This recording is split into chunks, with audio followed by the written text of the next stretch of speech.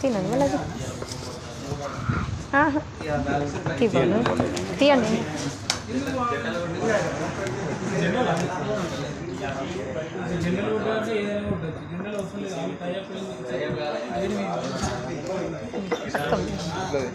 తీనది ఇట్లా మెల్ల మెల్ల దీనాను గిట్ట కవర్ది ఎందుకండి తీ మెల్లది కవర్ని కింద కాదు మెల్ల గట్టి పట్టుకో. చూపెట్టు వెనకాలకు చూపెట్టు వెనకాలకు